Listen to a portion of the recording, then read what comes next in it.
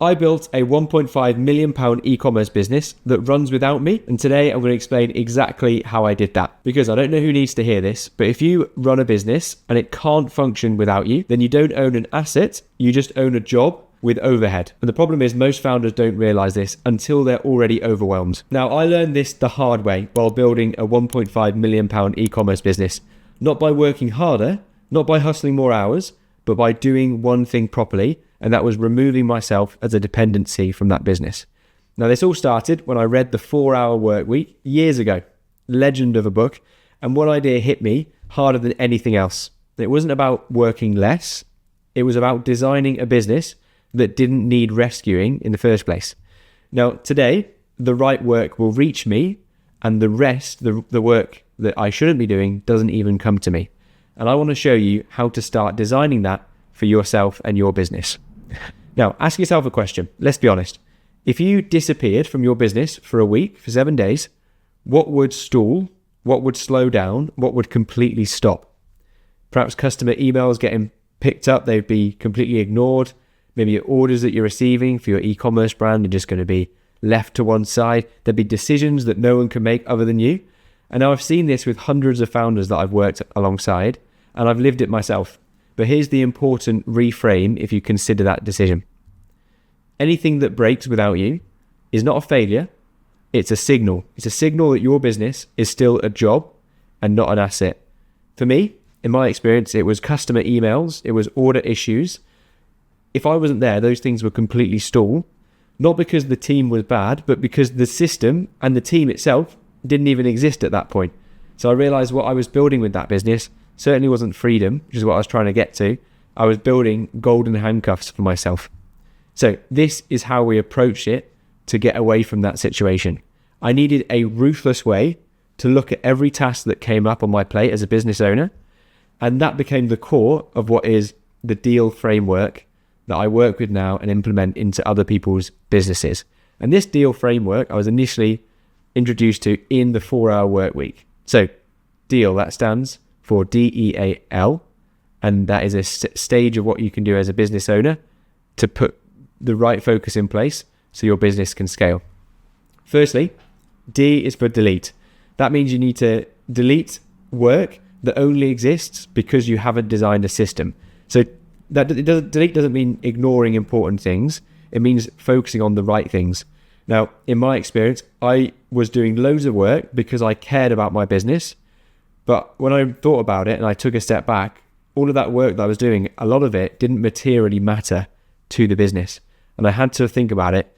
If it doesn't move revenue, retention, or leverage that I had, it is a candidate for deletion. Next up is E for eliminate. Now, there's work that exists because decisions haven't been made. So the eliminate part of this equation is all about friction. There are tasks that exist in your business that they only exist because you haven't got a rule or a standard or a decision in place that would remove that task completely. So when you don't decide, your work will multiply. And I found that entire workflows would disappear the moment I made one clear decision. Like, for example, when I made a clear decision about how we'll handle fraudulent orders, immediately my team or the automation could handle the response to a question if an order was fraudulent, and I never had to consider that again, and suddenly I had more headspace. Or a question about how do you handle abandoned checkouts? You put a workflow in place, or you instruct your virtual assistant to call your customers for every abandoned checkout, and suddenly there's no longer decisions and you've got the headspace to focus on what matters most. Okay, the next part of this is A for automate. And the way we automate things is if you think about a task that you do, if it follows rules and it repeats weekly, it should never actually reach a human. Because the key insight is that we need to automate something first, because if we delegate it instead of automating it, all you're actually doing is hiring friction. So take a pause and remember, we're going to automate things before we hand anything off, because otherwise we're just going to be handing away tasks that could be done by a robot and could be done automatically. Then only once you've automated everything that's repeatable, then we can move on to the final letter, which is L for leverage. Only once the tasks are clean, they're predictable, and automated as far as possible, we can then use leverage to put people in place to handle the business that we built and the processes that we put in place. That is why I use DEAL in that order, DEAL, not DELA or DELA. That order is promoted in the 4-hour work week for certain individuals. But for you and me as an e-commerce business owner, we have the ability to automate a lot before we leverage and use virtual assistants or employees in order to run the business. Doing it in that order will protect your margin, for one. It's a lot cheaper to automate with software. And also it was going to protect your sanity. True leverage is not about just handing off tasks. It's about outcomes. It's about handing off standards that you're going to get. And it's about handing off rules that you've put in place. That's the key thing that I think a lot of people miss. So actually do this exercise, and it will be the most impactful exercise you could possibly do for your business. Now, the reason I know that is because every time I revisit this exercise and do it for my own business or the businesses of my clients that I'm working with now, we get an immediate uptick in the productivity of the founder and their team, or we put a team in place to make sure that the business can scale. And the impact has been huge. Like, for example, Adam, one of my clients, has been doing over 100K a month consistently recently. He's put in a team of VAs that handle the systems that he's put in place. It's made his life more enjoyable to run his business, and it's made it wildly more profitable. So it's a win-win situation. Okay, so to do this, grab a pen and paper if you're old school, or get the notes up on your phone and start to write down the tasks that personally touch you each week. Even if that's just telling somebody how to do it. What tasks come onto your plate every single week? Once you've got a list of tasks that you know you're doing, start for a full week and start for a day at least. Force them through this DEAL framework. So think about the tasks. What can you delete? What disappears completely once you've decided in the eliminate section? What can you automate? And only then, what can you leverage with human skills?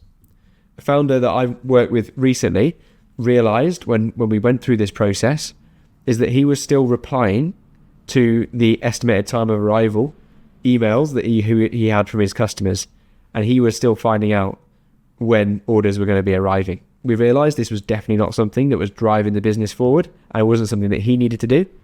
And so immediately we could automate that. We didn't need to leverage and get humans to do that. We could automate that process and give him the headspace he needed to scale up and start enjoying the business more.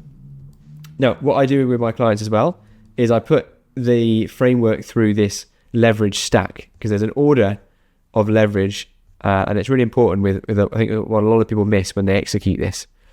Your leverage will only work when you have a structure in place already.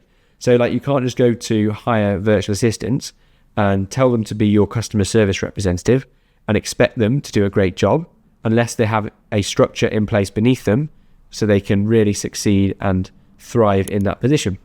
So for me, the top of that is a role scorecard. So what I mean by that is, have you set out the scorecard or the KPIs, the targets that you want your team to be meeting?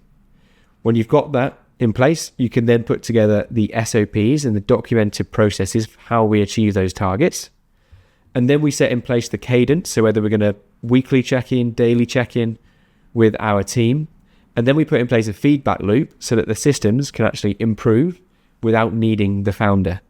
Once you have that in place, you're going to get a lot more leverage for the people that work for your business because they've got clear structure to succeed alongside. Now, here's a test that I want to set for you, and I set for myself as well every quarter. And I ask myself the question, if I can't leave my business for 4 weeks, therefore I am the bottleneck for this business growing. Now, I'm not saying we need to leave for 4 weeks because we want to have a holiday. It's about a resilience test.